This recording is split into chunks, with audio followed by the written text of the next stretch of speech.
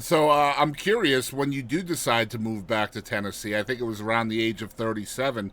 Is that kind of a caution to the wind kind of thing too? Just pack up and go? No,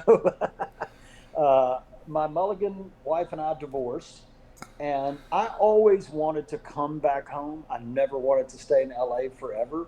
And it felt like, that was the time. Like I thought, okay, we're divorcing. We lived in Santa Monica. You could see the ocean.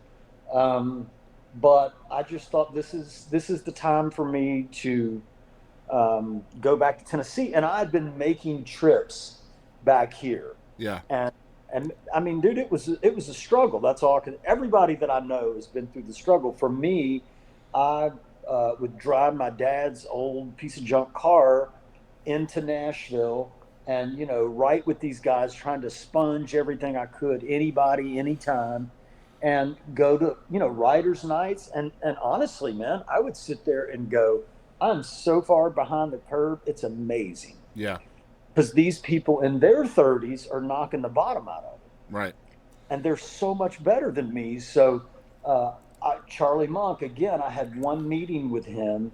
This was in my late 30s, and I think I was still living, I was in LA, and I had a mullet and look, a vest. I looked like, instead of Billy Ray Cyrus, I looked like Timmy Ray Virus, my sister called him. And and I went in for a meeting with him, and dude, he just raked me over the coals. Yeah. And his point was, and I'll never forget it. He passed away, but he was a great man. He said, I played him my whatever 3 songs, and he said, "All right, it's May. How many songs have you written this year?" And I said, "I don't know, 6." And he said, "Okay." He said, "I've got Don Schlitz and Fred Knobloch in the next room, and Wow. this is May, and they're on their 50th." So his point was, one, and he said it. He said, "If you want to be on stage, go to New York. If you want to be in a movie, stay in LA. But if you want to write songs, you got to bring your butt back to Nashville." So there you go. I love that. I was going to ask if that was kind of the motivation that you wanted to be a songwriter and rather than an artist or the other options that the music business gives you. You know, I mean, there's a lot of different things you could be within the business. But I know when you did get back to Nashville or the Tennessee area, that you did get a publishing deal with a company that ended up folding after a year and a half. As a self-described self-taught musician and writer, what are you learning in this year and a half in that first publishing deal before it kind of goes awry? That I was not very good. Yeah. You know, oddly enough, ironically enough, that publishing deal was with Don Schlitz's company. Okay. And man, I when I moved back, like I said, I eventually, when I moved back, we got divorced, and I was painting houses. So I painted houses for my cousin. I would paint like Monday, Wednesday, Saturday, and then I would write Tuesday, Thursday, Friday.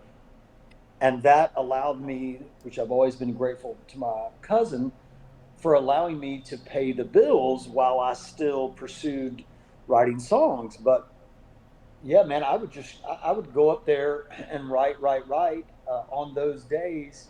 Then I met with a guy named Bob Beckham who ran a company called Combine, and they had Chris Christopherson, and man, I went in for my first meeting there, and again, I was overwhelmed. But uh, Bob Beckham, who was a legend here, said, "Man, you have talent. You definitely have talent."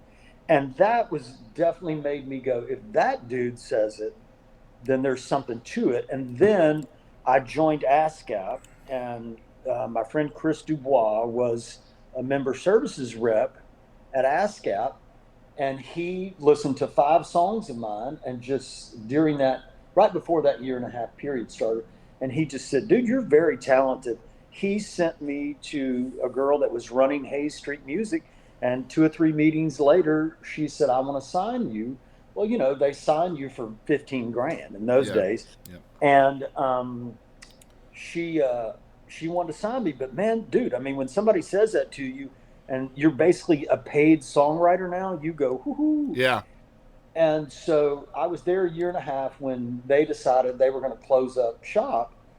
And yeah, man, talk about come to Jesus with Jesus. I was like, making 15 grand a year. I got one cut, and it was Tim Rushlow, who was in Little Texas, Yep. was doing a independent record, a solo record. So he cut a song of mine, and but still broke, man, just dead broke, and was painting houses. And then one night, I'd become friends with Chris and Frank Rogers, who ended up producing all of Brad Paisley and Darius Rucker's records, and Jim Catino and some other guys that their parents were in the business and so forth and so on. And those guys, I was without a deal, and they asked me to go to a Titans game. And I said, heck yeah. So I went, and we used to go in the back of the old EMI parking lot and sit there and drink beer. And we're sitting there drinking one night, and one of them said, Jim Catino said, "Man, I know. What do you do?" Because I didn't even know him. And I said, "Well, I'm trying to be a songwriter, but everybody else is too." And he said, "Well," just very casually, "I know somebody who's looking to sign writers." And I said, "Who?" And he said, "TK Kimbrell, Toby Keith's manager, and Toby are starting a company. And there's a guy named Rob Hendon who's going to head it up." Well, he gave me his number, man, and I reached out to him, boom, the next day. And then I had 2 or 3 meetings with him. And then he called me and said, "Hey, man, Toby wants you to get a lawyer." And I'm thinking, well, what did I do? I've been in jail before. Surely I don't need a lawyer.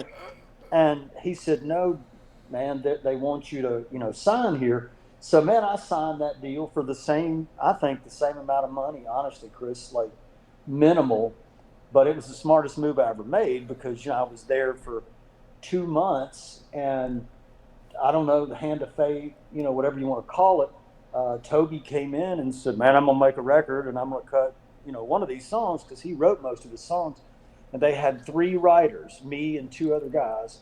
And the other guys had not signed their contract because the ink wasn't dry, Mm-hmm. and they were still caught up in legal land. And me, dude, I just went, "No, I don't really care what this deal. You're paying me. You can recoup. Not, it doesn't matter to me." So I signed it. Well, that turned out to be the best thing I ever did, because when Toby came in and said, "I want to cut some songs," he legally only had my songs to choose from. Yeah. And Rand Bishop and I had Well, that's a written, score. yeah, that's Yeah. a woohoo. Yeah. Rand Bishop and I had written my list, and it was on my Schedule A, which are songs you bring into the deal. And he just, said, "Well, I'm going to cut that song." And, that's a game changer, dude.